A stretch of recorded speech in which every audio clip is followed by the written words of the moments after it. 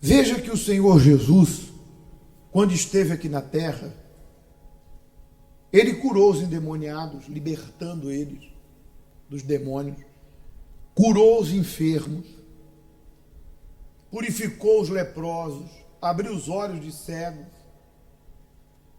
Ele fez os milagres. Mas se você lê os evangelhos, depois de tudo isso, Jesus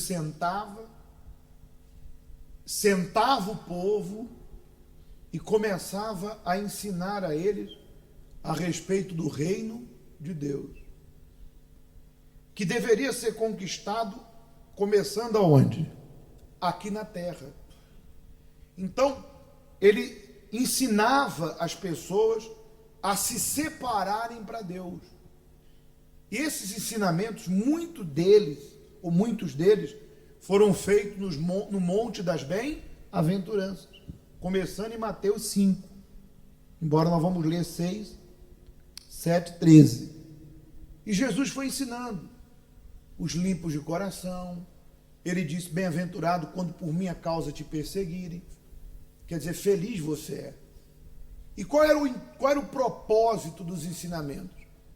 Para que a pessoa não apenas se voltasse para o mais importante, que é a vida eterna, a vida após a morte, a vida com Deus, e aqui na terra viver uma vida sincera, verdadeira, honesta. Mas esses ensinamentos tinham como propósito separar o povo de Deus aqui na terra. O próprio Senhor, lá em Mateus 25, diz que quando ele vier, ele vai colocar à direita as ovelhas, aqueles que obedeceram, que serviram, e vai dizer: vindes benditos do meu Deus, para o reino que já está preparado desde a fundação do mundo. Porque aí tive fome e deste de comer, tive sede e me deste de beber, falando sobre aqueles que não apenas buscaram por si, mas tiveram amor ao próximo.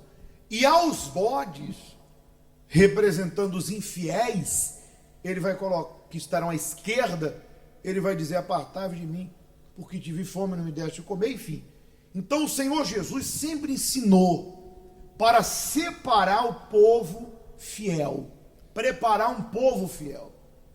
Jesus fez os milagres, mas ele não veio para isso. Ele não veio para multiplicar o pão e peixe. Ele não veio para curar.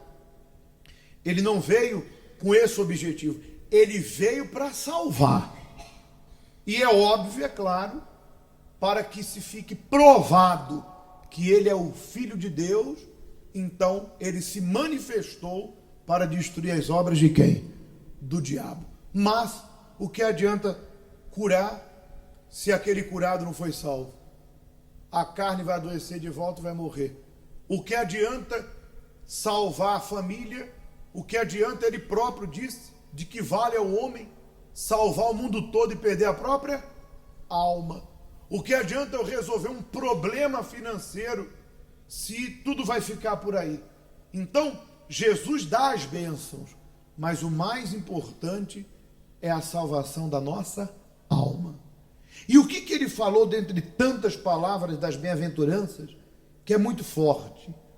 Aqui, Mateus 7,13, ele diz: entrai pela porta estreita, largue a porta, e espaçoso o caminho que conduz à perdição, e são muitos os que entram por ela, porque estreita é a porta, apertado o caminho que conduz à vida, e são poucos os que acertam com ela. Então, aqui nessa palavra, Jesus revela que o reino de Deus está por trás de uma porta. Ou seja, ele existe. Só que essa porta é estreitinha. E eu imagino que ela é tão estreita que aqui diz apertado. Quem já passou por um lugar apertado? Já aconteceu de você ir mudar alguns móveis e você ter que passar assim por trás de um guarda-roupa, por exemplo?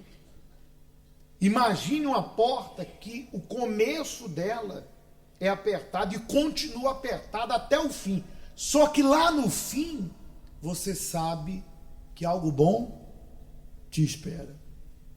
Ou seja, é uma luta, é um sacrifício viver uma vida com Deus, fiel, temerosa, obediente aqui na terra. É prazerosa, mas é sacrifício. Não tem prazer melhor de saber que a minha consciência está fiel a Deus. Não há prazer melhor que saber que eu estou andando nos caminhos dele e nada me condena. E se a minha consciência não me condena, eu tenho paz com Deus. Não há nada prazeroso de saber que nos momentos das lutas e difíceis, Deus está comigo porque eu estou com Ele. Eu vou clamar e Ele vai me ouvir. Eu vou invocá-lo, Ele disse, invocar-me-ei e responder-te-ei. Ele vai me responder. Porque o tipo de vida que eu vivo não é uma vida qualquer. Eu vivo uma vida de obediência. Não é fácil negar a si mesmo, não é fácil negar a carne, perdoar, dar outra face, que é o perdão. Não é fácil negar as próprias vontades carnais, porque a natureza humana pede não Deus, pede o pecado, pede as impurezas, pede a mágoa, pede a vingança, pede o adultério, pede a impureza, a carne pede, e o diabo apimenta, sugere. Não é fácil, como disse Jesus, tomar a cruz. Então essa porta estreita, apertada que eu estou passando por obediência a Jesus. Mas eu sei que lá do outro lado, o que nos espera? O que ele diz aqui? Entrai, pela porta estreita. Larga é a porta, espaçoso o caminho, conduz à perdição. São muitos que passam por ele. Porque estreita é a porta e apertado o caminho que conduz à vida. E são poucos os que se acertam. Então, hoje você que está passando por essa porta, você é bem-aventurado. Você é feliz. Continue nela. Não abandone. Porque há aqueles que preferem uma porta o quê? Larga. Não estou nem para nada. Quero saber de quê? De nada. Faço o que me convém. Não quero regra. Não quero obedecer. Não quero compromisso com nada. O que minha carne pedir, o que meus sentimentos pedirem, o que Satanás me sugerir, se calhar eu vou lá e faço. E estou nem aí. Venho quando der na igreja, não tenho compromisso com nada, não quero me apegar a nada, não quero nada. Quer passar pela porta o quê? Larga. Mas saiba que lá na frente vem a perdição. E ele continua falando aqui sobre os falsos profetas. E ele diz assim: acautelai-vos dos falsos profetas, que se apresentam disfarçados de ovelhas, mas por dentro são lobos roubadores. Pelos seus frutos o conhecereis. Colhe-se porventura uva dos espinheiros ou figo dos abrolhos? Assim toda árvore boa produz bom fruto, porém árvore má produz má fruto, né? Ou frutos maus. Agora deixa eu falar uma coisa. Mas não precisa ser apenas quem é um falso profeta, ou seja, se diz de Deus, prega, seja qualquer oficial de uma igreja, porque para fazer isso aqui não precisa ter um título. O próprio título de um membro de uma igreja já faz essa pessoa carregar o nome de quem? E usar o nome de Deus. Se eu estou dentro de uma igreja, tenho uma Bíblia, e carrego o nome de Deus, então eu sou ovelha. Eu me passo pelo quê? Por uma pessoa de Deus. Eu me passo por uma pessoa temente a Deus, que vive em obediência. Ou seja, eu vendo a imagem que eu sou de Jesus. Mas quais são os frutos que essas pessoas têm dado? Por exemplo, agora aqui no universo da igreja, todos, aparentemente, são de Deus. Tem a palavra, confessa o nome de quem? De Jesus.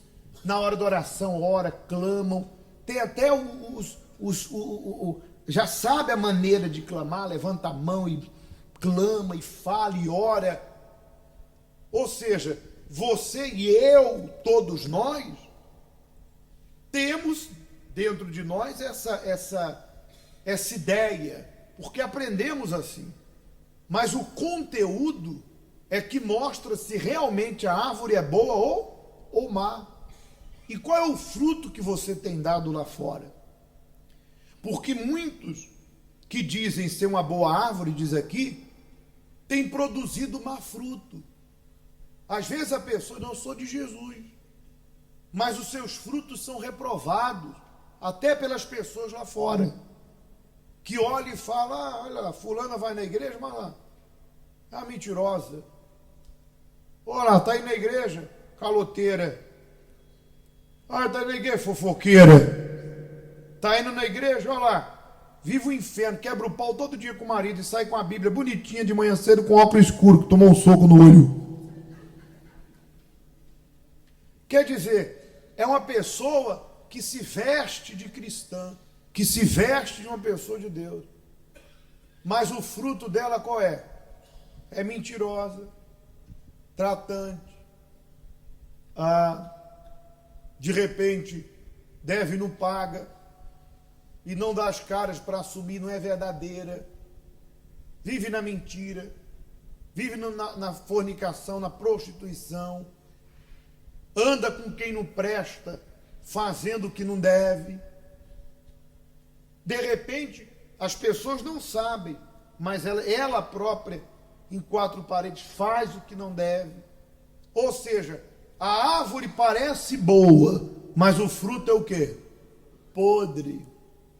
Jesus fala com essas pessoas o seguinte, no 19, toda árvore que não produz bom fruto é cortada e lançada no fogo.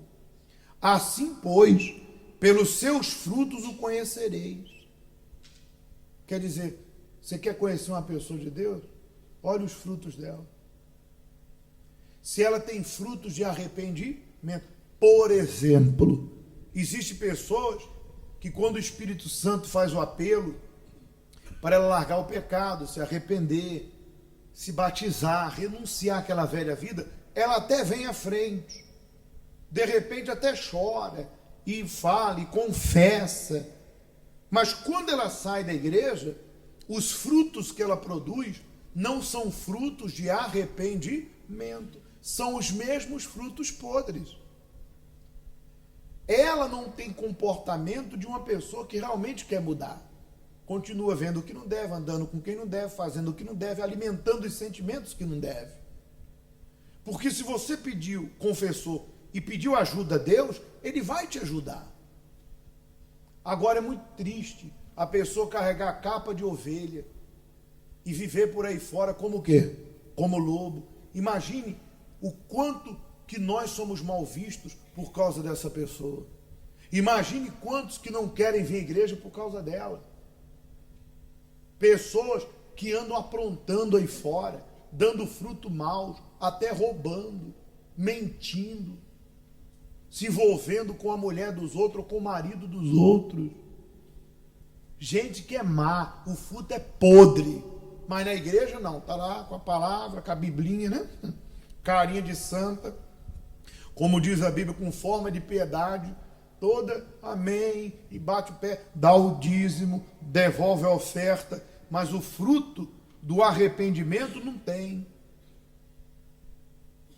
Cheia de ódio, fofoqueira, vingativa, fala mal dela para ela, e fala mal dela para ela, e fala mal dela para ele, e sai falando mal para todo mundo. Então Deus espera que aquele que reconhece, pastor, eu reconheço que os meus frutos são maus, que você se arrependa e a partir de hoje comece a produzir frutos de arrependimento, perdoar, abandonar aqueles hábitos, aqueles sentimentos e começar a se esforçar para entrar pela porta estreita, que é servir a Jesus, andar nos passos de quem? De Jesus. E para concluir ele diz, né?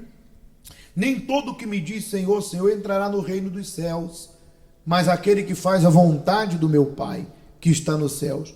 Muitos naqueles dias hão de dizer, Senhor, Senhor, porventura não temos nós profetizado em teu nome? E em teu nome não expelimos demônio? Aqui já está falando sobre aqueles que usam a autoridade no nome de Jesus. Em teu nome não fizemos milagres? Então lhe direi explicitamente, nunca vos conheci, apartai-vos de mim, os que praticais o quê? A iniquidade. E isso vale para todos. Vale para aqueles que são ovelhas, membros, vale para quem é obreiro, vale para quem é pastor, para quem é esposa. Ou seja, os meus frutos têm que ser frutos de arrependimento, os frutos de Jesus. Amém?